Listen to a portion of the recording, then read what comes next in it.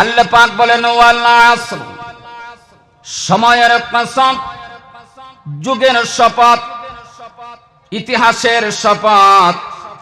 ইন্নাল ইনসানা লাফি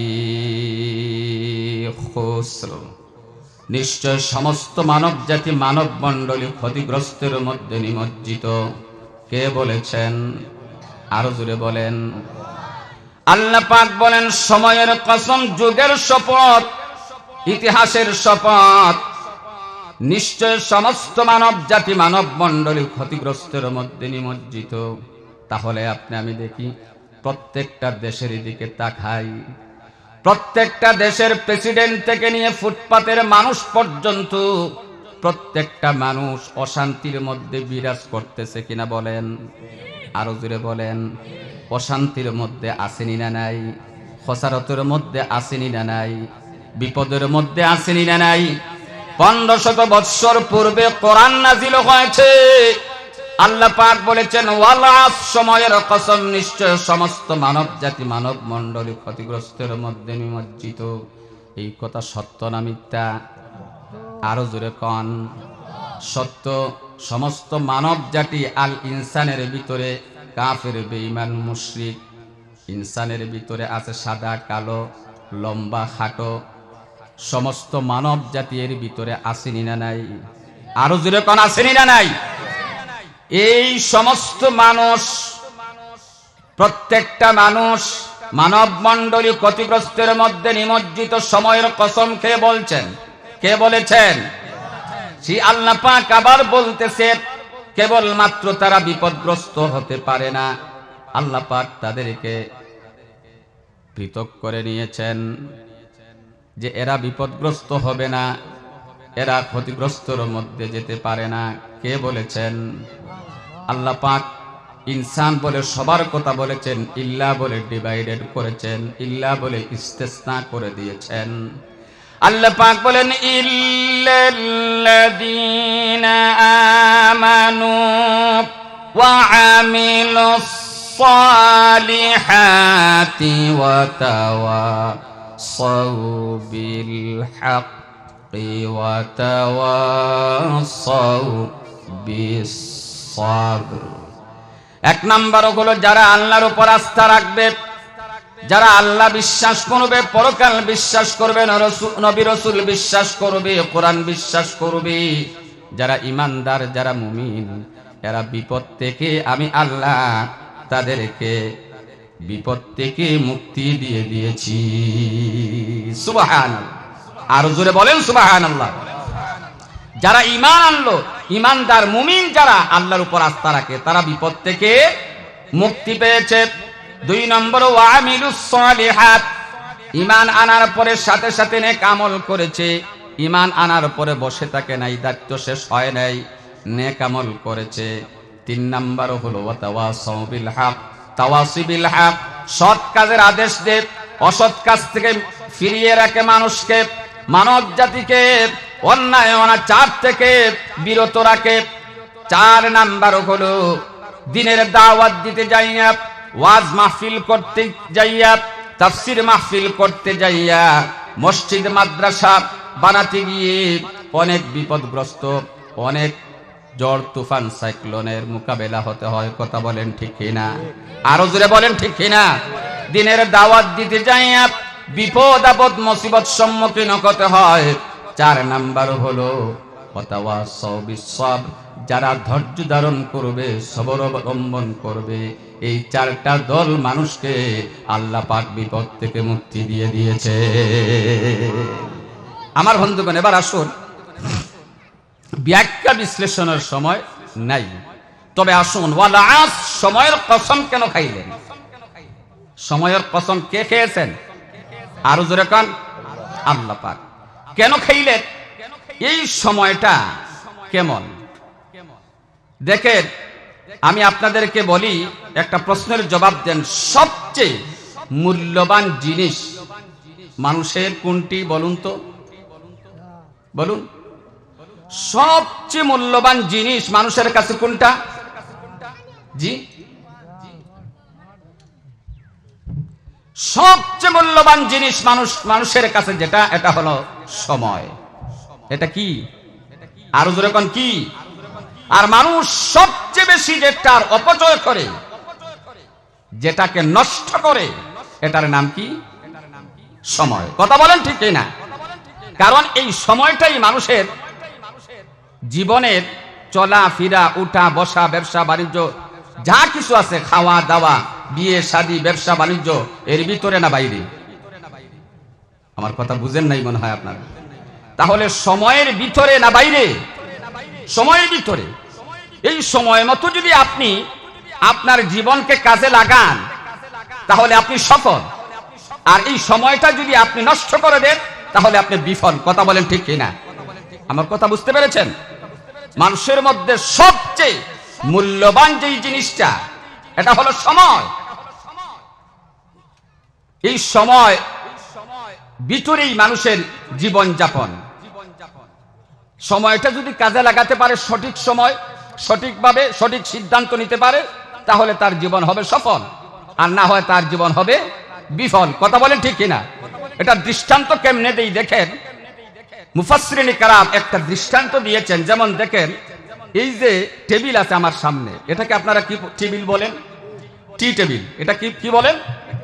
টি টেবিল। এই টি টেবিলের মতো একটা বিরাট আইসের চাক্কা, বরফের চাক্কা। বরফ চিনেন? আইস চিনেন? আমার কথার জবাব দেন। চিনেন? এই বরফের চাক্কা মনে করেন এত বিরাট, এটা যদি আপনি সময় মতো কাজে লাগান, দেশ থেকে দেশান্তর পর্যন্ত অনেক কাজ তার থেকে আপনি উদ্ধার করতে পারবেন। কথা বলেন না কেন? আর যদি আপনি অমনে ফেলে রেখে দেন, তাহলে ওই আইসের টুকরা, বিরাট টুকরাটা এক সময় কি হয়ে যাবে? কি হয়ে যাবে? পানি হয়ে বিলীন হয়ে যাবে। কথা বলেন ঠিক কিনা? ঠিক তেমনি ভাবে মানুষের হায়াতের জিন্দেগি আস্তে আস্তে এই বরফের টুকরার মতো পানি হয়ে যাচ্ছে। কথা বলেন ঠিক কিনা? যারা সঠিক সময়ে সঠিক সিদ্ধান্ত নিয়ে সঠিকভাবে সময়কে কাজে লাগাতে পারছে, আজকে দুনিয়াতে দেখেন তারাই চমকে উঠেছে। কথা বলেন ঠিক কিনা? এজন্য ওয়াল আস, সময়ের কসম। এজন্য কবি কি সুন্দর বলেছে, জামানা বয়ে কাহাল দেখাতা নেহি, গয়া ওয়াক্ত পির হাত আতা নেহি। কবি কি সুন্দর বলেছে, সময় এককালীন ভাবে যায় না। সময়ের মধ্যে রদবদল হয়, পরিবর্তন হয়। কথা বলেন ঠিক কিনা? কেমন করে দেখেন আমার বন্ধুগণ, আমরা যারা বৃদ্ধ বাবারা আছে আমাদের সামনে, যাদেরকে দেখতেছি, এই বৃদ্ধ বাবারা প্রতিদিন সকালে যদি ভিটামিন 5 কেজি খায়, আবার যদি সন্ধ্যা পরে 5 কেজি খায়, যৌবনকাল ফিরে পাবে? কথা কোন পাবে?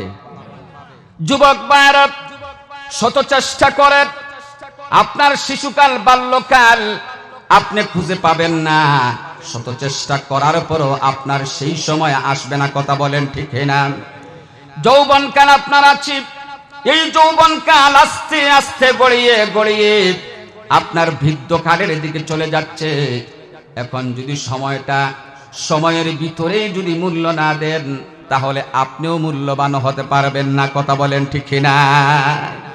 এই জন্য সময়টা আপনার আমার জন্য অনেক শিক্ষা দিয়েছে। আপনি ইতিহাস সাক্ষী। আজ থেকে 10 বছর আগে, 15 বছর আগে বাংলাদেশের অবস্থা কেমন ছিল? কথা বলেন না কেন ভাইরা? কালের আবর্তনে অনেক পরিবর্তন হয়।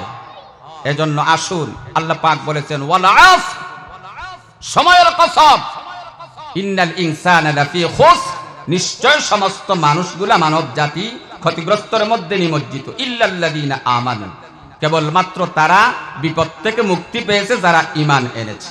যারা কি এনেছে? আরো জোরে কোন কি এনেছে? ঈমান। ঈমান এমন একটা সম্পদ, এটা যাকে আল্লাহ পাক পছন্দ করেন, মহব্বত করেন, তাকে ঈমানের মতো দৌলত দান করেন। কথা বলেন, আরো জোরে বলেন। ঈমান কি বাজারে বিক্রি হয়? মার্কেটে পাওয়া যায়?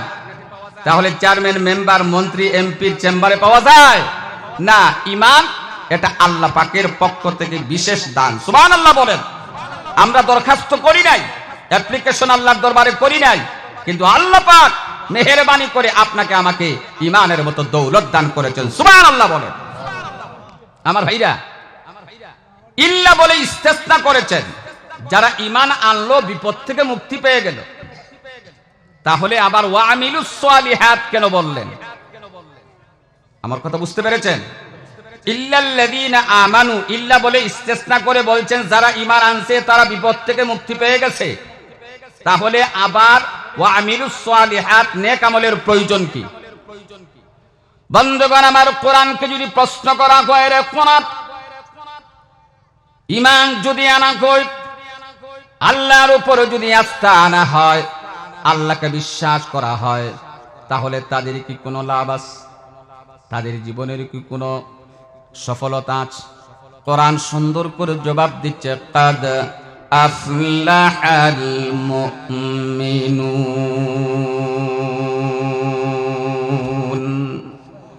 অবশ্যই, নিশ্চয়ই কাদ শব্দ ব্যবহার করেছেন আল্লাহ পাক। যারা ঈমান এনেছে, যারা আল্লাহকে বিশ্বাস করেছে, পরকাল বিশ্বাস করেছে, আল্লাহ পাক নিজেই বলেছেন তারা সফলতা অর্জন করে নিয়েছে। সফলতা বিফলতা কার হাতে? আরো জোরে বলেন, কার হাতে?